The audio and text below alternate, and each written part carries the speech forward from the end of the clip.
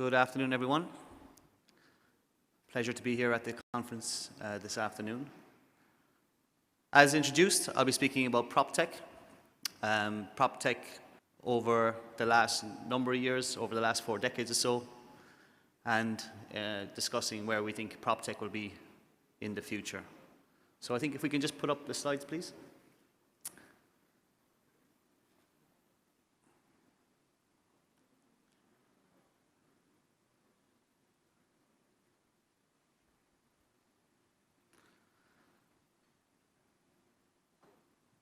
So just a bit of an overview of the presentation. Obviously, PROPTECH is an enormous space itself. We're going to look at the 4 key areas of PROPTECH. The PROPTECH journey, like I mentioned a few moments ago, over the last 4 decades, has taken on a number of themes and has evolved a lot over the last number of decades, and we'll be looking at that. We'll be looking at the disruption in the PROPTECH sector, especially in terms of hospitality, and its effect on our sector, on tourism in particular. And we'll look at some innovation case studies. I think if we have a bit of time as well, we'll also speak about PROPTECH and blockchain. Obviously, blockchain conference, there's some exciting happenings in that space as well, and blockchain is playing a pivotal role in especially finance in particular when it comes to real estate. And if we have time, like I mentioned, we might have some Q&As depending on how we are fixed. So the 4 key areas of PROPTECH. The first area of PROPTECH is smart real estate, and that's focused on operation and management of real estate itself. So I think if we take an example of our homes, how they've transformed over the last number of years, the smart technologies that are available in terms of security, in terms of managing utilities, and so forth. And when we look at hotels and hospitality, it's the same. The application of mobile key technology as well. So it's mostly around smart technology, technical innovation, how we operate and manage real estate. The second pillar of PROPTECH is in construction tech, how we plan, design and build new real estate spaces. Across commercial real estate in particular, there's been huge developments in this over the last number of years. I think we've all seen 3D printing coming to the fore. There's some very innovative advances in that space. And in hotels and hospitality, we've seen the rise of modular developments in hotel construction, and that's continuing to evolve. The shared economy, I think that's something that we're going to speak about a lot over the next few minutes and the rest of this presentation. The shared economy has totally transformed the hospitality industry itself. And the shared economy in terms of PROPTECH is focused on how we use facilities, how the use has changed, and how we connect both owners and users of real estate itself. And in the final block, we talk about finance. Finance of real estate, how that's changed, especially in terms of capital markets, the rise of cryptocurrencies being used in real estate transactions, crowdfunding for real estate, tokenization of real estate. So they're the 4 key areas. You can see PROPTECH is an enormous space. Absolutely, we could spend, like my previous colleague mentioned, Kaiser a few moments ago, we could spend hours and hours on this subject, but we have to focus it a bit, and we'll be focusing mostly on the innovation and disruption side of things. But to take a look at the journey through time of all those 4 key pillars, if we look at PROPTECH itself, the phrase obviously has been coined mostly recognized in the last number of years, but actually PROPTECH has been around for some time. Especially in the 1980s with the development of software, it was very focused on tools and analytics, especially on construction tech. If we look at Autodesk, that was developed in the 1980s, that totally transformed how we design projects across the real estate sector. Prior to the development of Autodesk and AutoCAD, their main software, architects were designing based on ruler and pencil, and that was obviously taking a long time to do so. AutoCAD totally transformed that space. Also in terms of analytics, practitioners of real estate, I think, and even users of real estate themselves who are looking to purchase and doing due diligence, a big complaint in real estate is the lack of information, and CoStar Group were formed in the 80s, who are trying to tackle the issues around information in real estate markets, sharing of information, especially lease transactions, comparable databases. They were all formed in the 1980s themselves. I think anyone who's in the hotel space, CoStar would have purchased STR Global, which is the main analytical tool that we use to assess average room rates and occupancies across global markets. Online listings then, aggregators and databases, they were mostly formed in the early noughties themselves. I think for people who are in Dubai, the rise of Dubizzle, Zillow in the States. Before that, everyone who wanted to buy real estate or lease real estate, they would have to directly look at agent listings, look at the newspapers. I think these online listing and aggregators and databases were, a huge development. Such a simple idea, but they did transform how we interact with brokers in particular and how we market our properties.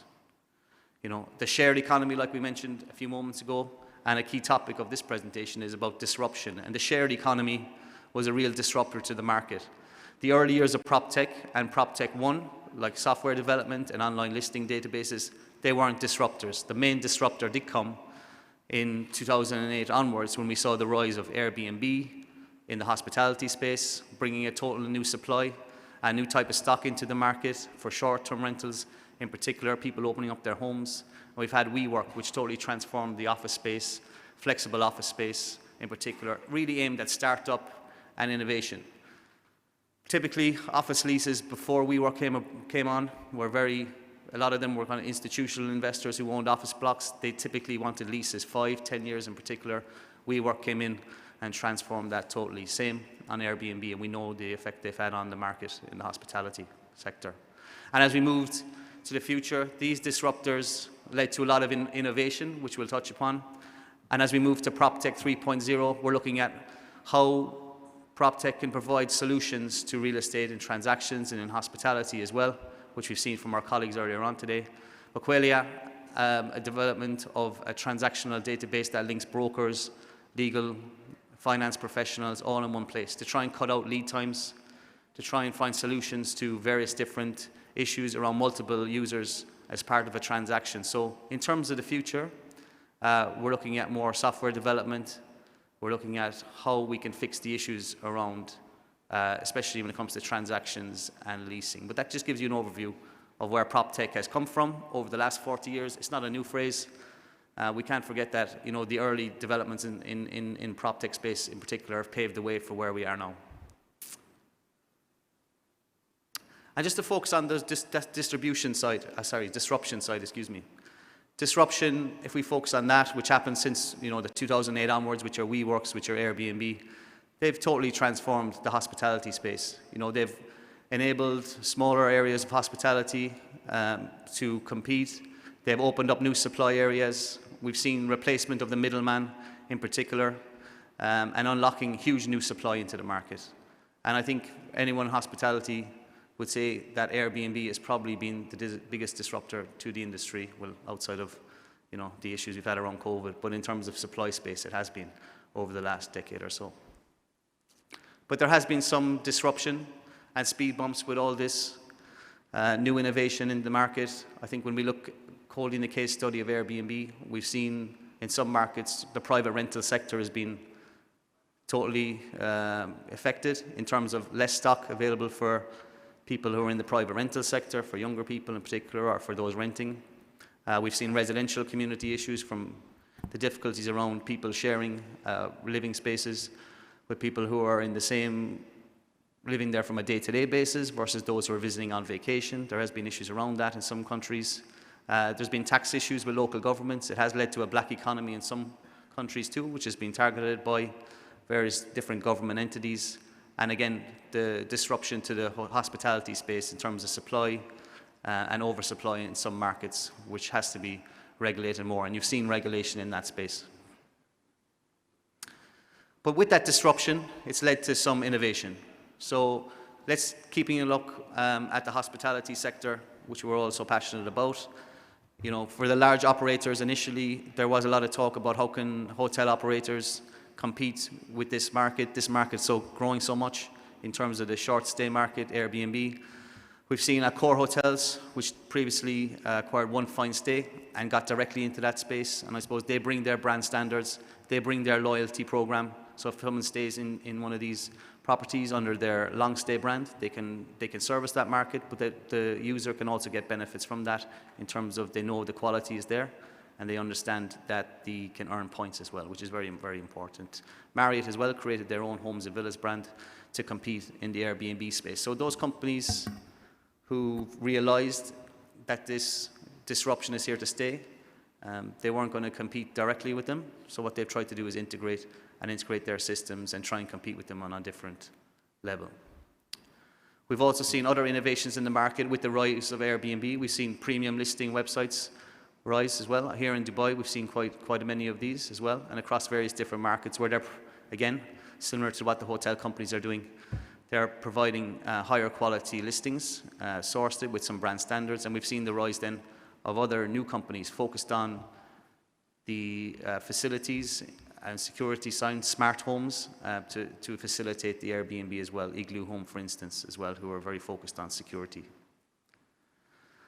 And with this innovation too, new hotel companies are forming. And I think a very strong case study to consider is Lifehouse Hotels in the US. They're only started in 2017, but they're one of the first hotel companies, startups, that are very focused on tech. So they might say they're a hotel company, but when you go through their literature, when you speak to them themselves, they see themselves as a tech company. They see the future of hospitality is around tech. But traditionally, hotel companies, like a lot of the hotel companies like Marriott, Accor, they would have built their own hotels in the past. Obviously, they would have left the assets heavy model, but Lifehouse Hotels started themselves with seeing themselves as a tech company from the beginning. And they've had huge success in that in terms of attracting finance. Obviously, bricks and mortar isn't as attractive anymore in terms of investment as tech companies, and they've really hit a niche in the market in that.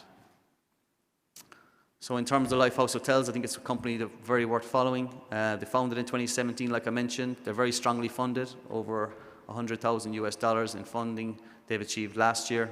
In their short space of time, they operate over 50 hotels, some under their own Lifehouse brand, which I've shown on the previous slides. They're various look and feel, very focused on strong boutique structure and lifestyle in terms of their positioning.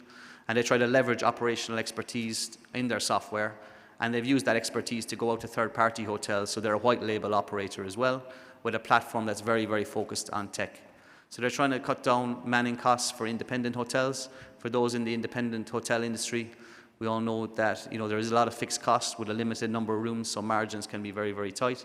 So they're trying to look at tech solutions in terms of check-in, staff management, smart real estate, which I mentioned already, finance and revenue management, which is extremely important for smaller hotels to make strong profits. Government as well. I know we have a governmental focus on this at this conference as well. I think governments have started to embrace PropTech. I think a good example is Bahrain. They're really trying to grow their fintech and PropTech ecosphere, I suppose, within Bahrain itself. Back then, they were at the forefront of the way governments have tried more online portals in terms of issuing permits. Again, real estate, like I said, it is in the past a long time. It is quite slow to embrace the digital age, but I think seeing governments around the region embrace more online issuing of permits, especially when it comes to building and approvals, which is a very difficult place. If anyone's in the room here, they've tried to open a hotel or they try to get approvals to build a hotel, they know how difficult it can be. To have a one-stop shop to do that, Bahrain is at the forefront of it, and I think it's a good example of, in this region, how governments are focused on adapting to technology to help in the PropTech space.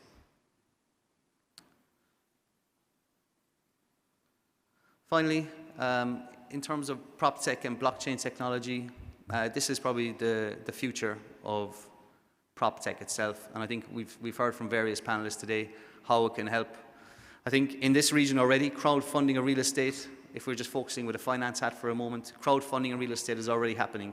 You have platforms such as Stake, which is offering private residential investment on a crowdfunding platform for residents of Dubai at the moment. They've been up and running now with a couple of years. One of the issues I suppose they are facing are they don't have a secondary market for real estate. I know they're trying to develop that along with their competitors as well. And I think tokenization of real estate, which would be more fluid if you wanted to purchase an asset on a tokenized basis and be able to trade it at a more quicker level, that tokenization of real estate hopefully will come into the market a bit sooner, and I suppose it might work together with the crowdfunding as well. Smart contracts, I think we know that It's a huge space. I think we're all learning about smart contracts, but as I keep mentioning, there's a lot of logger jams when it comes to dealing with real estate, with leasing real estate. There's so many parties involved. There's legal, there's finance, there's brokers, there's so many people involved. And the idea of smart contracts, which you have a central area that can manage contracts, that can help in terms of logging all the due diligence that's done, managing cash flows as well in terms of lease payments. I think smart contracts, there's huge opportunities there, and I think that's probably discussion for another day. But in terms of final thoughts, PropTech has been a journey. Let's not forget that. We think we have to hat tip to those forerunners, especially the development of software and analytical tools back over, nearly 4 decades ago now. Solving issues like lead times, transparency and efficiency through smart contracts in particular appear to be the defining themes going forward. And that's a huge topic for us maybe to discuss on another day. And block technology appears to be central to this, to solve these issues. So I'd like to thank everyone for their time. I'm around if anyone has any questions. I know we're a bit over, so thanks very much to everyone. Hopefully get a chance to meet everyone today and enjoy the rest of the conference. Take care.